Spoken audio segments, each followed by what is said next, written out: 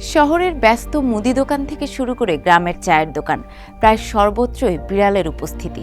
কিন্তু মানুষ প্রথম কবে এবং কোথায় এই প্রাণীটিকে আপন করে নিয়েছিল, সে প্রশ্নের উত্তর দীর্ঘদিন ধরেই ছিল বিতর্কিত।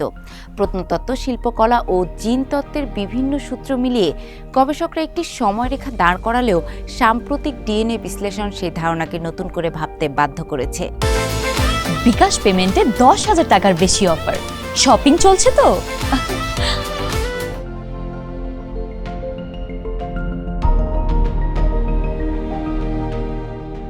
দীর্ঘদিন ধরে ধারণা ছিল আধুনিক গৃহপালিত বিড়ালের পূর্বপুরুষ ছিল মধ্যপ্রাচ্য ও আফ্রিকার বন্য বিড়াল।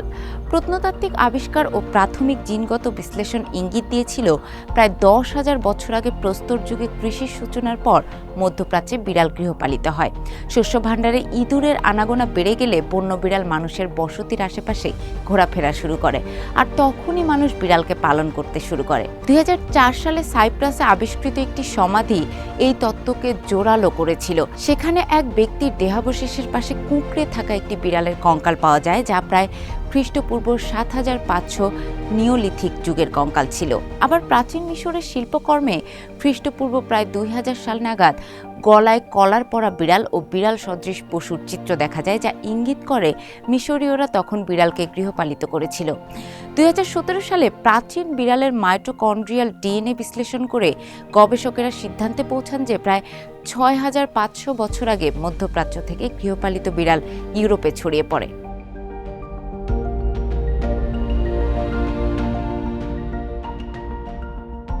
সাম্প্রতিক এক গবেষণা যা প্রকাশিত হয়েছে বৈজ্ঞানিক সাময়িকী সায়েন্সে, যেখানে 10,000 বছরেরও বেশি সময় জুড়ে বিস্তৃত 225টি প্রাচীন বিড়ালের নমুনা এবং উত্তর আফ্রিকা ও ইসরায়েলের আধুনিক বন্য বিড়ালের ডিএনএ বিশ্লেষণ করা হয়েছে। গবেষকরা রেডিও কার্বন ডেটিংয়ের মাধ্যমে নমুনাগুলোর বয়স নির্ধারণ করে 87টি পূর্ণ জিনোম পুনর্গঠন করেন। ফলাফল ছিল চমকপ্রদ।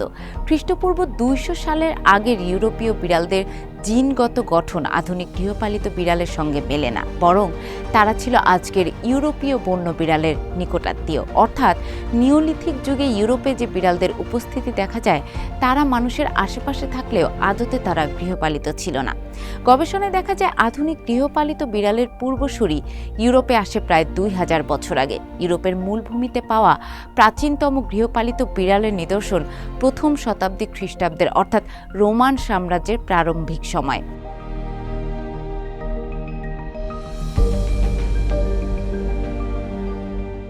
উত্তর আফ্রিকার উৎস রোমান যুগে বিস্তার। নতুন জিনোম বিশ্লেষণ বলছে আধুনিক গৃহপালিত বিড়ালের উৎপত্তি মধ্যপ্রাচ্যে নয়, বরং উত্তর আফ্রিকায়।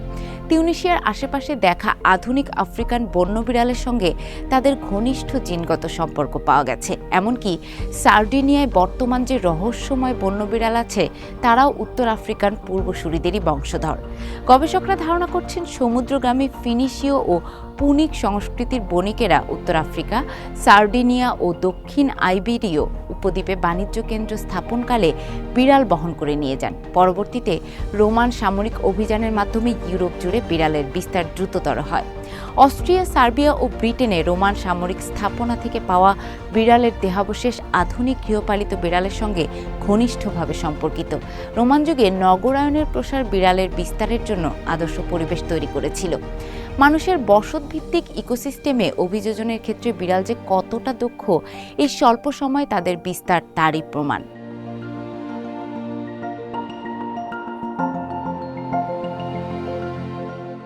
অন্য এক গবেষণায় দেখা গেছে প্রায় 1400 বছর আগে সিল্ক রোড ধরে মধ্যপ্রাচ্যের বণিকদের সঙ্গে গৃহপালিত বিড়াল পূর্ব এশিয়ায় পৌঁছে।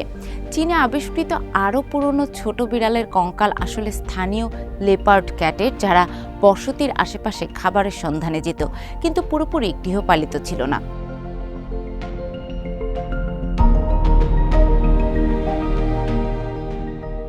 এই নতুন গবেষণায় দেখায় বিড়ালের গৃহপালনের ইতিহাস আগের ধারণার চেয়ে অনেক দেরিতে এবং ভিন্ন ভৌগোলিক প্রেক্ষাপটে শুরু হয়েছে।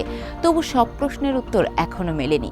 মানুষের সভ্যতার সঙ্গে বিড়ালের সহযাত্রা তাই শুধু পোষা প্রাণীর গল্প নয়, এটি অভিযোজন, বাণিজ্য, সাম্রাজ্য ও সহাবস্থানের এক দীর্ঘ বিবর্তন গাথা।